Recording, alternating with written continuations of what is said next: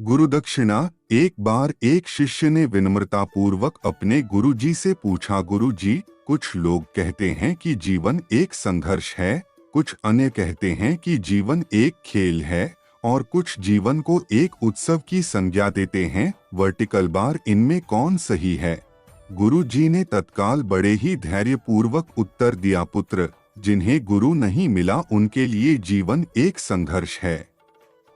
जिन्हें गुरु मिल गया उनका जीवन एक खेल है। और जो लोग गुरु द्वारा बताए गए मार्ग पर चलने लगते हैं, मात्र वे ही जीवन को एक उत्सव का नाम देने का साहस जुटा पाते हैं। वर्टिकल बार, यह उत्तर सुनने के बाद भी शिष्य पूरी तरह से संतुष्ट न था। गुरुजी को इसका आभास हो गया। वे कहने लगे, लो, तुम्हें इसी संदर्भ में एक कहानी सुनाता हूँ। वर्टिकल बार, ध्यान से सुनोगे तो स्वयं ही अपने प्रश्न का उत्तर पा सकोगे।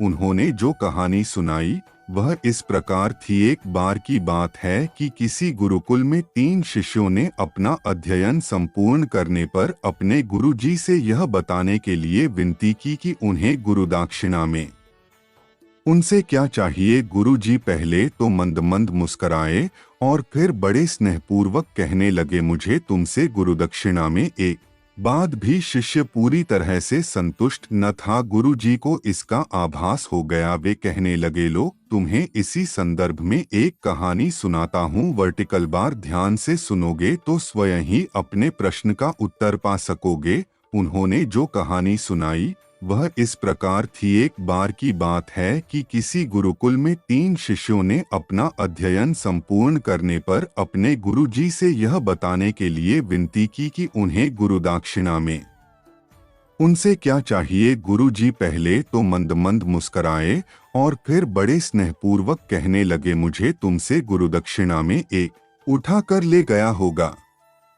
इतने में ही उन्हें दूर से आता हुआ कोई किसान दिखाई दिया। वर्टिकल बार, वे उसके पास पहुंचकर उससे विनम्रतापूर्वक याचना करने लगे कि वह उन्हें केवल एक थैला भर सूखी पत्तियां दे दे। वर्टिकल बार, अब उस किसान ने उनसे क्षमा याचना करते हुए उन्हें यह बताया कि वह उनकी मदद नहीं कर सकता, क्योंकि उसने सूखी पत्तियों का ईंधन के रूप में पहले ही उपयोग कर लिया था। वर्टिकल बार, अब वे तीनों पास में ही बसे एक गांव की ओर इस आशा से बढ़ने लगे थे कि हो सकता है वहां उस गांव में उनकी कोई सहायता कर सके।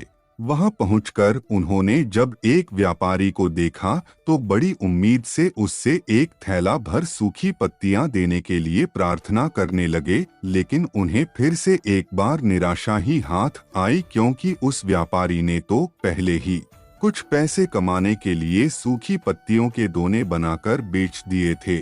लेकिन उस व्यापारी ने उदारता दिखाते हुए उन्हें एक बूढ़ी माँ का पता बताया जो सूखी पत्तियां एकत्रित किया करती थी। वर्टिकल बार, पर भाग्य ने यहाँ पर भी उनका साथ नहीं दिया, क्योंकि वह बूढ़ी माँ तो उन पत्तियों को अलग अलग करके कई प्रकार की औषधियाँ बनाया करती थी। वर्टिकल बार, अब निराश होकर वे तीनों खाली हाथ ही गुरुकुल लौट गए। वर्टिकल बार, गुरुजी ने उन्हें देखते ही स्नेहपूर्वक पूछा, पुत्रों, ले आए गुरुदक्षिणा? तीनों ने सर झुका लिया। वर्टिकल बार, गुरुजी द्वारा दोबारा पूछे जाने पर उनमें से एक शिष्य कहने लगा, गुरुदेव, हम आपकी इच्छा पूरी नहीं कर पाए। वर्टिकल बार, हमने सोचा था कि सूखी पत्तियां तो जंगल में सर्वत्र बिखरी ही रहती होंगी, लेकिन बड़े ही आश्चर्य की बात है कि लोग उनका भी कितनी तरह से उपयोग करते हैं। वर्टिकल बार, गुरुजी फिर पहले ही की तरह मुस्कुराते हुए प्रेम पूर्वक बोले, निराश क्यों होते हो, प्रसन्न हो जाओ।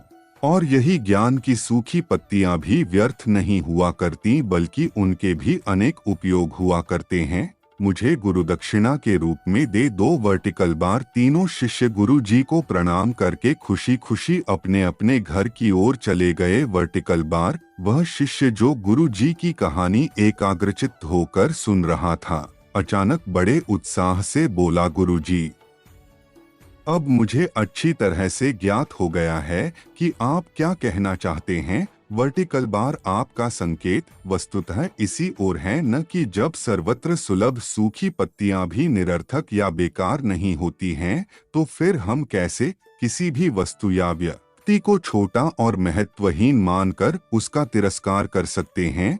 चींटी से लेकर हाथी तक और सुई से लेकर तलवार तक सभी का अपना अपना महत्व होता है। वर्टिकल बार गुरु जी भी तुरंत ही बोले, हाँ पुत्र, मेरे कहने का भी यही तात्पर्य है कि हम जब भी किसी से मिलें तो उसे यथायोग्य मान देने का भरसक प्रयास करें ताकि आपस में स्नेह, सद्भावना, सहानुभूति एवं सहिष्णुता का विस्तार होता रहे और हमारा जीवन संघर्ष के बजाय उत्सव बन सके। वर्टिकल बार दूसरे, यदि जीवन को एक खेल ही माना जाए तो बेहतर यही होगा कि हम निर्विक्षेप, स्वस्थ एवं शांत प्रतियोगिता में ही भाग लें और अपने निष्पादन तथा निर्माण को ऊंचाई के शिखर पर ले जाने का अथक प्रयास करें। वर्टिकल बार अब शिष्य पूरी तरह से संतुष्ट था। वर्टिकल बार, अंततः मैं यही कहना चाहती हूँ कि यदि हम मन, वचन और कर्म इन तीनों ही स्तरों पर इस कहानी का मूल्यांकन करें तो भी यह कहानी खरी ही उतरेगी। वर्टिकल बार, सबके प्रति पूर्वाग्रह से मुक्त मन वाला व्यक्ति अपने वचनों से कभी भी किसी को आहत करने का दुस्साहस नहीं करता